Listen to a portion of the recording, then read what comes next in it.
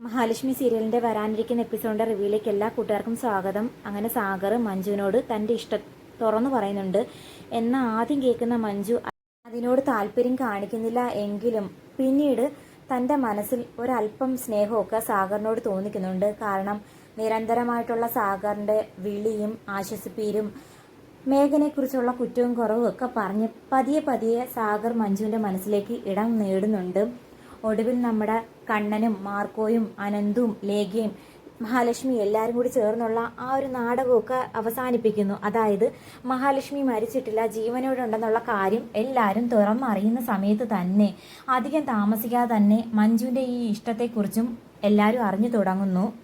മേഘനാഥന്റെ തനി സ്വഭാവം അറിയാവുന്ന കണ്ണനും അനന്തും ലേഖയും മഹാലക്ഷ്മിയൊക്കെ മഞ്ജുവിന് സാഗറിനോട് തോന്നിയ ഇഷ്ടത്തെ വലുതായിട്ട് തെറ്റു പറയാൻ പറ്റുന്നില്ല. പക്ഷേ കരുണയും പ്രതാപനും വാമദേവനും സീമന്തിനിയമ്മയും സ്വാതിയും ദുർഗാമ്മയ്ക്കൊന്നും ഈ മേഘന്റെ സ്വഭാവത്തെക്കുറിച്ച് അറിയത്തില്ലല്ലോ. അവരൊക്കെ മഞ്ജുവിനെ വല്ലാണ്ട് തെറ്റിദ്ധരിക്കുന്നു. ഇത്രയും നല്ല സ്വഭാവമുള്ളൊരു പയ്യനെ കല്യാണം കഴിച്ചിട്ടും മഞ്ജു എന്തായി കാണിക്കുന്നത്?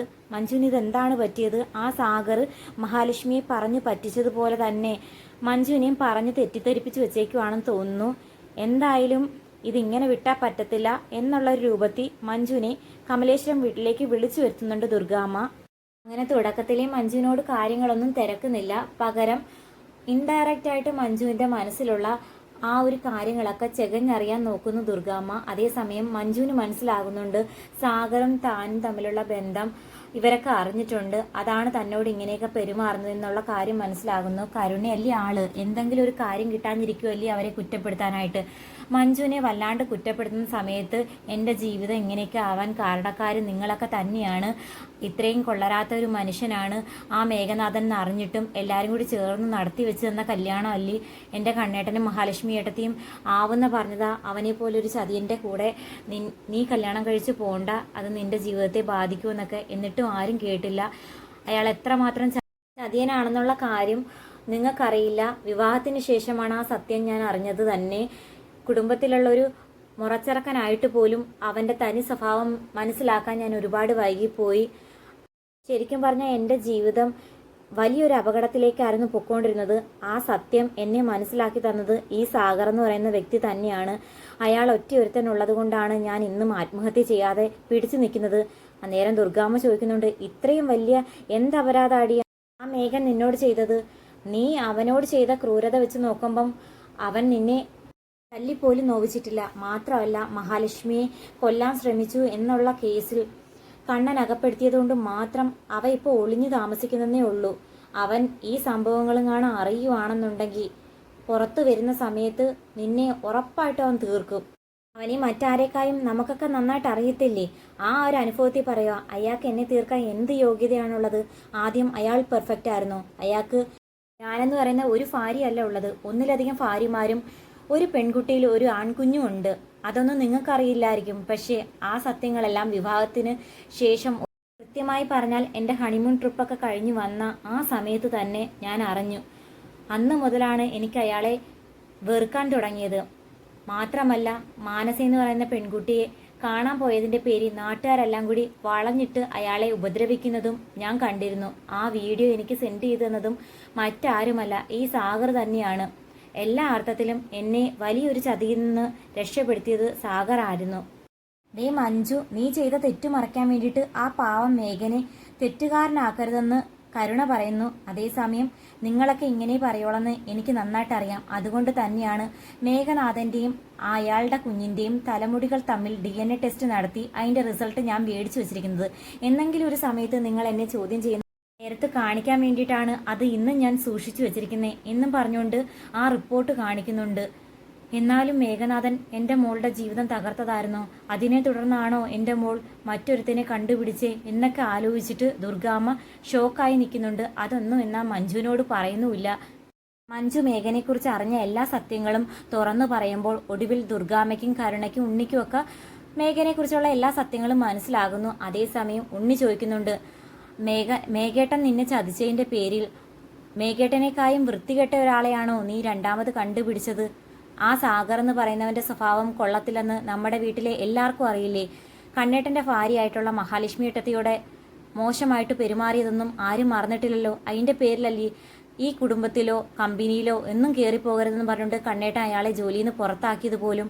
അതൊക്കെ അറിഞ്ഞു വെച്ചിട്ട് നിനക്ക് അയാളെ തന്നെ സ്വീകരിക്കാൻ എങ്ങനെ മനസ്സ് വന്നു മഞ്ജു എന്നൊക്കെ ചോദിക്കുന്നുണ്ട്. അന്ന് സാഗറിന് പണത്തിൻ്റെ ബുദ്ധിമുട്ട് കൊണ്ട് ആ മേഘൻ്റെ ചതിയിൽ വീണു പോയതാണ്. ശരിക്കും അയാൾ ഒരു കുഴപ്പക്കാരനല്ല. ഈ മേഘനെ വെച്ച് നോക്കുമ്പം എന്തുകൊണ്ടും നല്ലൊരു മനുഷ്യൻ തന്നെയാണ് സാഗർ. കുറച്ച് പണത്തിൻ്റെ കുറവുണ്ടെന്നേ ഉള്ളൂ, അല്ലാതെ പെൺവിഷയത്തിലൊന്നും മേഘനെ പോലെ ഒരു കൊടും ചതിയനല്ല.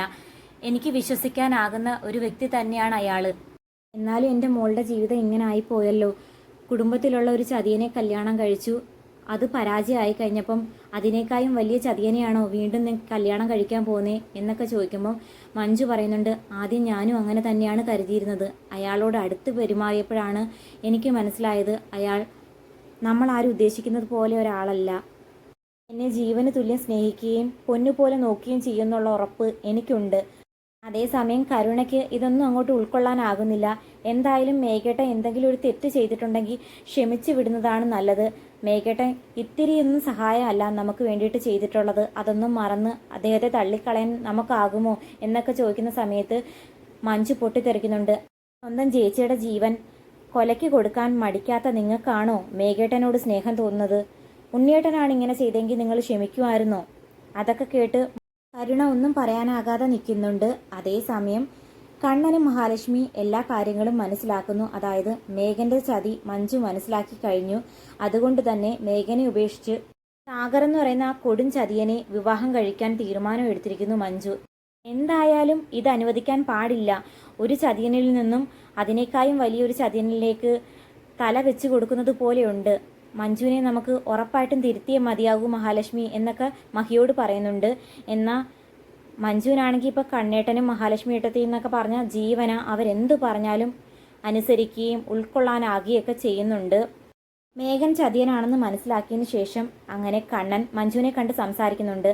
എന്തായാലും മഞ്ജു, മേഘൻ ചതിയനാണെന്ന് മനസ്സിലാക്കിയതിന് ശേഷം അവനെ നിന്റെ ജീവിതത്തിൽ നിന്ന് ഒഴിവാക്കിയത് നിന്റെ ഭാവിക്ക് ഗുണമേ ചെയ്യൂ. പക്ഷേ സാഗറിനെ സെലക്ട് ചെയ്യുന്നതിലൂടെ നിന്റെ ഭാവി വീണ്ടും നശിക്കത്തേ ഉള്ളൂ. അതുകൊണ്ട് ഈ ഏട്ടൻ്റെ വാക്കുകൾ എൻ്റെ അനിയത്തി ഇനിയെങ്കിലും ഒന്ന് കേൾക്കണം. നിനക്ക് യോജിച്ചവനല്ല സാഗർ. പണത്തിന് വേണ്ടിയിട്ടായാലും ഒരു പെണ്ണിൻ്റെ മാനത്തിന് വിലയിട്ടവനാണ് അവൻ. അവനെ വിശ്വസിക്കാനാകില്ല. നിനക്ക് എന്തുകൊണ്ട് യോജിച്ച ഒരു വരനെ ഞാൻ തന്നെ കണ്ടുപിടിച്ചു തരുന്നതായിരിക്കും. കണ്ണേട്ടന് എന്നോടുള്ള സ്നേഹവും കരുതലൊക്കെ എനിക്ക് മനസ്സിലാക്കാനാകുന്നു. പക്ഷേ സാഗറിനെ എനിക്ക് മറക്കാനാകില്ല. എന്തായാലും മേഘൻ നിന്നെ ചതിച്ചു എന്നുള്ള പേര് എടുത്തു ചാടി ഒരു തീരുമാനം എടുത്ത് നിന്റെ ഭാവി കുളമാക്കരുത്. തൽക്കാലം നീ നന്നായിട്ട് ആലോചിച്ചതിന് ശേഷം ഞാൻ പറഞ്ഞ കാര്യത്തെക്കുറിച്ച് ഒന്ന് ചിന്തിച്ചു നോക്ക്. അതെല്ലാം കേട്ട് മഞ്ജു ഒരല്പം വിഷമത്തിൽ അങ്ങ് പോകുന്നുണ്ട്. അതേസമയം കണ്ണൻ മഹാലക്ഷ്മിയോട് പറയുന്നുണ്ട്, മഞ്ജുവിന് എന്തുകൊണ്ട് യോജിച്ച വരൻ മാർക്കോ തന്നെയാണ്. അവനും മഞ്ജുവും തമ്മിലുള്ള കല്യാണം എങ്ങനെയെങ്കിലും നടത്തി വെക്കണോടോ. അന്നേരം എൻ്റെ മഞ്ജുവിൻ്റെ ഭാവി സുരക്ഷിതമായി തീരും. അത് തന്നെ കണ്ണേട്ട എൻ്റെ മനസ്സിലുള്ളത്. എങ്ങനെ പറയുമെന്ന് വിചാരിച്ചിട്ടാണ് ഇതുവരെ പറയാതിരുന്നത്. മഞ്ജുവിന് എന്തുകൊണ്ട് യോജിച്ച വരൻ മാർക്കോ തന്നെയാണ്. പണത്തിനും സ്വർണത്തിനോടോ പെണ്ണുങ്ങളോടോ ഒന്നും മോശമായിട്ട് പെരുമാറാത്ത അദ്ദേഹത്തെ പോലൊരാളെ കിട്ടിക്കഴിഞ്ഞാൽ മഞ്ജുവിൻ്റെ ജീവിതം ഉറപ്പായിട്ടും സന്തോഷകരമായി മുന്നോട്ട് പോകും. നമുക്ക് എങ്ങനെയെങ്കിലും പറഞ്ഞവളെ മനസ്സിലാക്കാം എന്നൊക്കെ പറയുന്നതായിട്ട് കാണിക്കുന്നു. അപ്പം വീഡിയോ ഇഷ്ടമായാൽ തീർച്ചയായിട്ടും സപ്പോർട്ട് ചെയ്യാനും ഹൈപ്പ് ചെയ്യാനും മറക്കല്ലേ.